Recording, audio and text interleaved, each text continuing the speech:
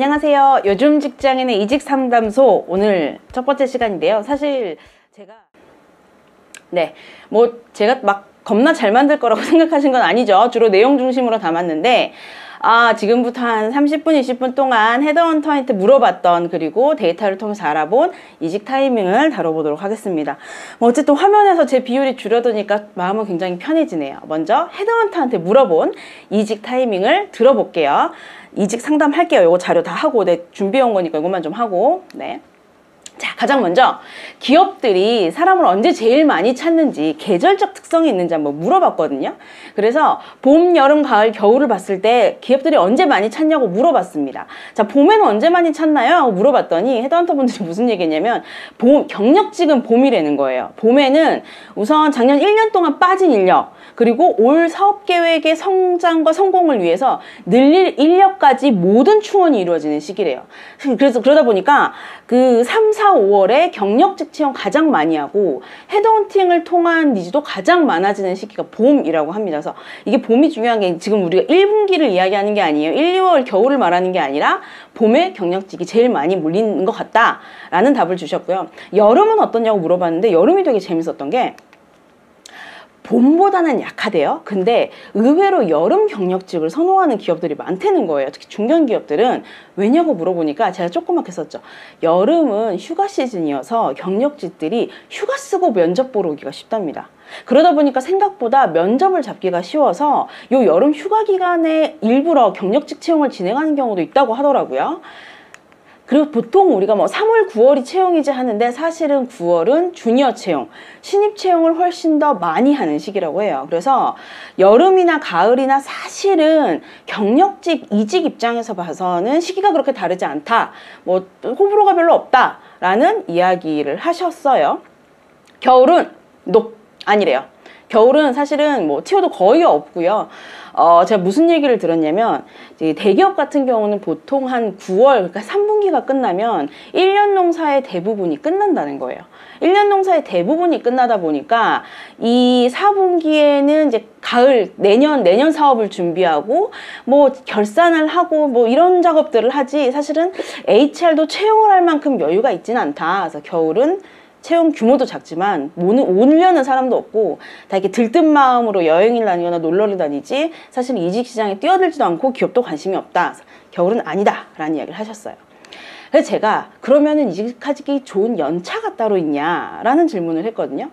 한 30분의 헤드헌터 분들한테 연차를 찍어달라고 했습니다. 어떤 연차가 이직하기 좋은지 중복적으로 찍어도 상관없으니까 찍어달라고 했더니 요렇게 5, 6, 7년 차가 가장 많이 나왔어요. 특히 이 5년 차가 압도적으로 높더라고요. 이직하기엔 5년 차가 제일 좋다라는 이야기를 많이 했는데 생각해보면 우리가 흔히 이직에 대해서 알고 있는 거랑 맥락을 같이 합니다. 사실은 5, 6, 7년 차가 어떤 연차냐? 대리 시작한 연차예요. 대리 시작해서 이제 과장으로 넘어간 요런 연차거든요. 대리가 시작된 연차. 그러면은 그 연차는 회사한테 어떤 의미냐면 실무를 제일 많이 하고 잘하는 연차입니다. 근데 실무는 누적되면 잘할 수도 있죠. 근데 사실 과장급보다 대리급이 이직을 하게 되게 좋은 이유는 뭐냐? 실무는 과장급만큼 잘할 수도 있어요. 이 5년차 대리급이. 근데 과장보다 싸. 사실은 그러다 보니까 기업들이 이직을 받을 때 보통 5, 6년 차를 굉장히 선호하는 경향이 있고 헤드헌터들은 그러다 보니까 저 연차에서 이직을 하는 게 좀 좋다 라는 이야기를 많이 하는 거죠. 제가 요 데이터 보면서 굉장히 재밌었던 것 중에 하나는 4년 차가 8, 90년 차보다 더 높다는 거예요. 그러니까 요즘에는 특히 벤처 스타트업 많은 회사들이 성장이 빨라지면서 약간 전연차가 많은 경험을 쌓는 경우가 있거든요. 근데 이런 경우는 보통 이제 3, 4년 차까지 희망 연차가 좀 내려오는 경향이 있어서 4년 차가 생각보다 제 예상보다는 연차가 좀 높게 나왔다라는 느낌을 받았습니다. 이직이 잘 되는 직무가 있냐? 요쪽에 좀 기운 빠지실 것 같아요. 왜냐하면 모두가 알고 있는 것처럼 사실은 개발자가 압도적으로 높기는 하더라고요. 워낙 시장에서 개발자가 귀하기도 하고 오늘 사실 사연 주신 분 중에서도 개발자인데 이직 고민하시는 분이 있어서 요 사연을 다루는 게 맞나 아닌 게 맞나라는 고민을 하긴 하는데 이 개발자에 대한 만족도 굉장히 높아요. 그래가지고 이직에서도 개발자를 찾는 이게 되게 좀 많더라고요. 근데 재밌는 게 개발을 빼면은 마케팅, 홍보, 전략, 기획 이런 포지션들이거든요. 그리고 R&D도 좀 있고 결국에는 회사들이 이 돈을 버는데 좀 특화된 중요한 직무들에 대한 이직이 갈망이 좀 큽니다. 시장에서도 이런 갈망에 대한 TO들이 있어서 주로 그런 쪽 직무에서의 어떤 직무 선호도가 높다라는 이야기를 하셨어요.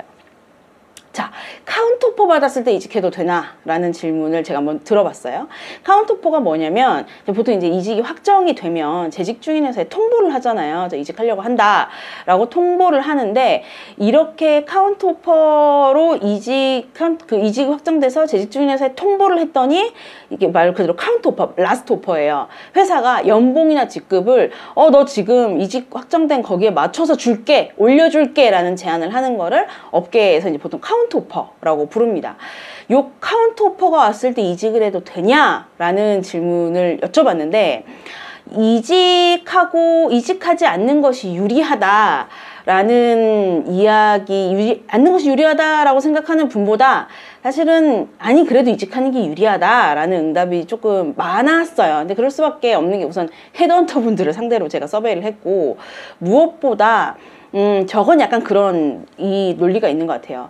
사실은 이미 내가 퇴사하겠다고 던진 이상 회사와의 신뢰가 한번 무너진 거예요. 회사가 어쩔 수 없이 필요하니까 이 사람을 잡기는 하더라도 여기에 잡히면 기회는 기회대로 날리고 회사 신뢰는 신뢰대로 잃은 상태에서 조건만 좀 좋아진 상태에서 업무를 하는 거니까 궁극적으로 개인한테는 유리한 게 아니다. 사실 이제 이런 건데 저도 일면 동의하기는 합니다. 사실은 카운터오퍼를 날리는 회사의 마인드 자체가 이 사람이 너무너무 중요한 인재여서 잡는 경우도 있는데 한편으로는 지금 이 자리가 빵꾸 나면 안 되니까 우선 일시적으로 숫자를 맞춰주려는 생각을 하는 경우도 있어요. 장기적으로 야 우선 숫자 맞춰주고 리플레이스먼트 알아봐 이렇게 나오는 아주 악의적인 기업들도 들어있거든요. 그러다 보니 카운터오퍼에는 조금 부정적인 인식을 갖는 경우들이 있는 것 같아요.